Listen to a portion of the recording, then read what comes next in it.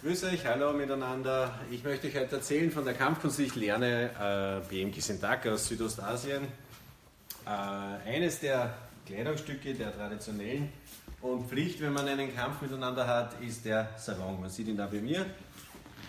Ich möchte euch heute ein bisschen was darüber erzählen, wofür er gut ist. Er wird zum Beispiel verwendet auch als normaler Wetterschutz oder als Beutel von manchen oder wenn man einen Gegner hat, kann man ihn ein bisschen fixieren damit oder ihn auch beruhigen.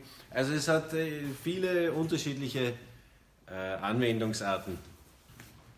Vielleicht gehen wir jetzt dazu über, dass wir zeigen,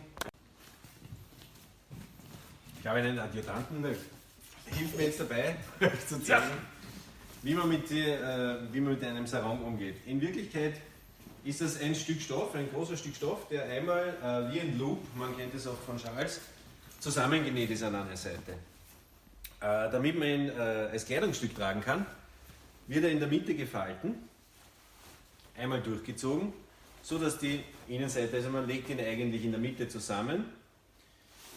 Und ein Sarong hat in den allermeisten Fällen an der Unterseite eine Borte oder eine Verzierung und er ist auf einer Seite, meistens gegenüber von der Naht, wo er zusammengenäht worden ist, ein bisschen anders als auf der restlichen Fläche. Man sieht es hier, da ist ein regelmäßiges Muster, violette Linien, die fehlen in der Mitte. Dieses Stück sollte dann am Ende vor euch sein. So, wir demonstrieren das. Ich habe ihn in der Mitte zusammengelegt. Man schaut, dass man von vorne nur mehr eine Fläche sieht, also nicht verschiedene Stoffschichten, sondern nur mehr eine. Da steigt man jetzt hinein, ähnlich wie in einen Rock vielleicht. So, bis hier geht es eigentlich ganz gut und ganz einfach. Und jetzt zu zweit geht es eigentlich auch noch einfach. Alleine muss man ein bisschen üben.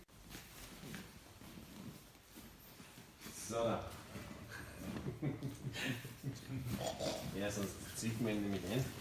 Also bis hierher ist es relativ einfach. So, und jetzt muss man, das ist das Mittelteil, das soll ihn dann zum Schluss dann vorne landen.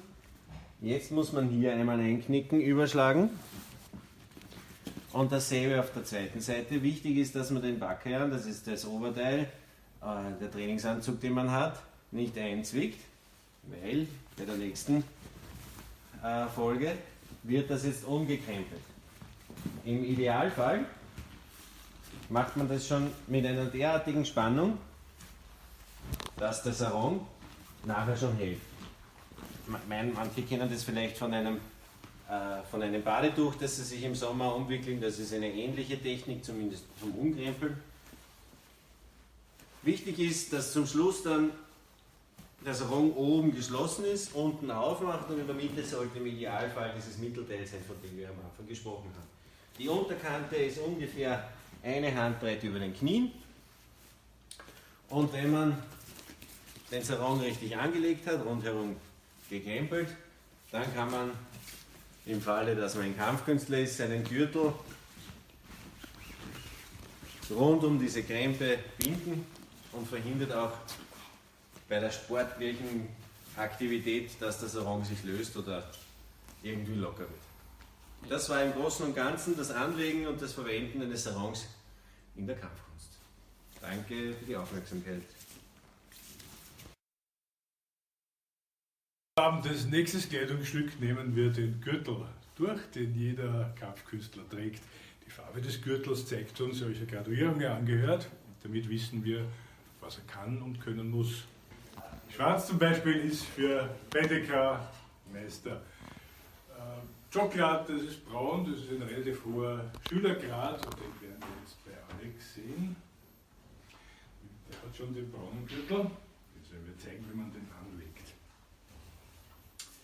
Man nimmt den ungefähr in der Hälfte, setzt ihn dann auf der linken Hüfte an, unterhalb des Schals des Sarongs und macht auf der linken Seite einmal einen Knopf. Und darüber dann eine Halbmasche, das heißt, wir haben hier eine Masche und ziehen eine Schlaufe dann durch. Dadurch kann man ihn sehr schnell und leicht wieder öffnen, wenn man in Not ist. Man kann auch als Waffe benutzen auf dem Land. zu fesseln. Mit der Halbmasche kann man ihn sehr schnell öffnen. Der Gürtel zeigt uns die Graduierung des Kämpfers an. Im BMG-Tag ist zum Beispiel schwarz, das ist für Pendeka und Bandeka Meister, Großmeister. Die Schüler haben färbige Gürtel, zum Beispiel hier der Alex Chocolate, das ist braun. Und wir kennen also den Grad des Schülers und wir wissen dann, was er kann, was er können muss, wie lange er das schon praktiziert.